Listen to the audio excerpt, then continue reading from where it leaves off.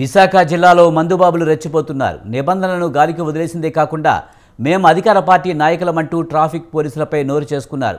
శ్రీకాకుళం జిల్లా టెక్కల నుంచి అతివేగంగా వస్తున్న కారును మద్దిలపాలెం జంక్షన్లో అడ్డగించారు ట్రాఫిక్ పోలీసులు.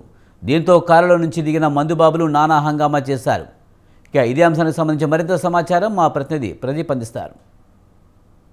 విశాఖలో మద్దిలపాలెం జంక్షన్లో మందుబాబు వేరంగం సృష్టించాడు. రాష్ట్ర వ్యాప్తంగా సోషల్ మీడియాలో వీడియోస్ హల్చలవుతున్నాయి. విశాఖ మద్దిలపాలెం జంక్షన్లో ఇదే జంక్షన్లో విశాఖ ట్రాఫిక్ పోలీసులు డ్రంక్ అండ్ డ్రైవ్ చేస్తున్నారు. ఈ యొక్క వ్యక్తి ఎక్కడి నుంచి వచ్చారో తెలియదు కానీ కారులో వస్తుండగా ఏఎస్ఐ ఇక్కడ విధులు నిర్వహిస్తున్న ట్రాఫిక్ ఏఎస్ఐ ఆపి మద్యం తాగి ఉన్నాడని గుర్తించి కూడా డ్రంక్ అండ్ డ్రైవ్ మిషన్ అయితే పెట్టి ఓదండి అంటూ కూడా ఆ వ్యక్తి అయితే ఆ ఏఎస్ఐపై అయితే దుర్భాషలు ఆడుతూ కూడా ఆ వ్యక్తి చాలా హల్చల్ చేశాడు. అయితే కేవలం ఈ యొక్క వ్యక్తి మంత్రి గారి తాలూకా అంటూ కూడా హల్చల్ చేసే పరిస్థితి కనబడుతుంది. కేంద్ర రాష్ట్ర మంత్రుల తాలూకా నేను మిమ్మల్ని సస్పెండ్ చేయిస్తా, మీ కమిషనర్ అంతు చూస్తా, మీ కమిషనర్ని సస్పెండ్ చేయిస్తా, ప్రతి ఒక్క పోలీసు వాళ్ళు ఇక్కడైతే ఎవరైతే ఉన్నారో నన్ను ఆపిన వాళ్ళు ప్రతి ఒక్కరిని సస్పెండ్ చేయిస్తానంటూ కూడా ఆ యొక్క మందుబాబు అయితే హల్చల్ చేసే పరిస్థితి కనబడుతుంది. అయితే వీడియోస్ అయితే రాష్ట్ర వ్యాప్తంగా కూడా సోషల్ మీడియాలో హల్చల్ అవుతున్నాయి. ఆ వ్యక్తి ఎవరో కాదు, శ్రీకాకుళం జిల్లా అచ్చెన్నాయుడు నియోజకవర్గం తాలూకా వ్యక్తి.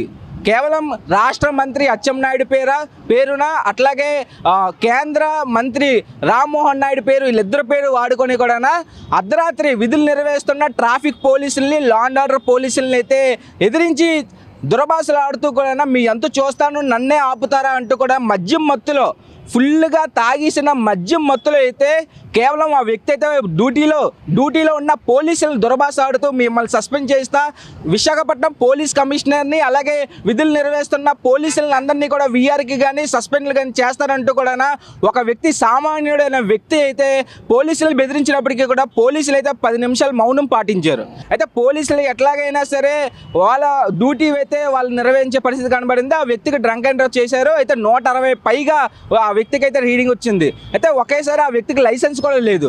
లైసెన్స్ లేకపోవడంతో కూడా ఆ వ్యక్తి పక్కనున్న ఎవరైతే ఉన్నారో వాళ్ళ దగ్గర లైసెన్స్ తీసుకొని సీజ్ చేయడం జరిగింది.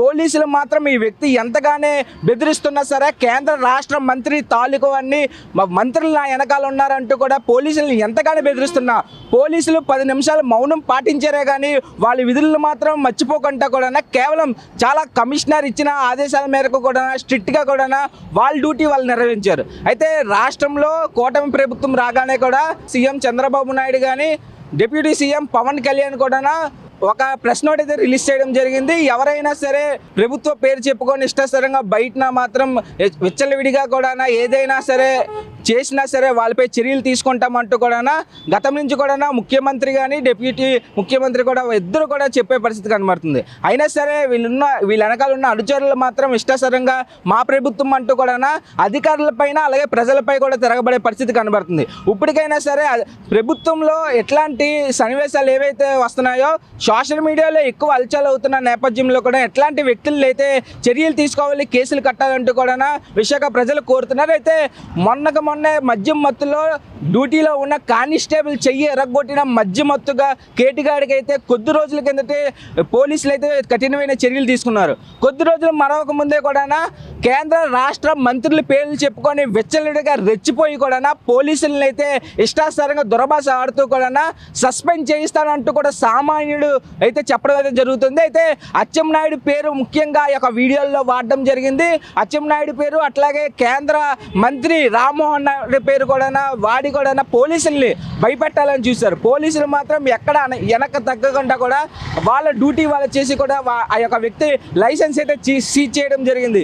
ఎక్కడైతే రాష్ట్రంలో ప్రభుత్వం పేరు వాడుకొని దుర్వినియోగం చేస్తున్న వ్యక్తులపై పార్టీ వ్యక్తులైనా సరే బయట వ్యక్తులైనా సరే వాళ్ళపై చర్యలు తీసుకోవాలంటూ కూడా ప్రజలైతే కోరుతున్నారు. కెమెరామ్యాన్ సోమూర్తో ప్రదీప్, విశాఖ నుంచి స్వతంత్ర.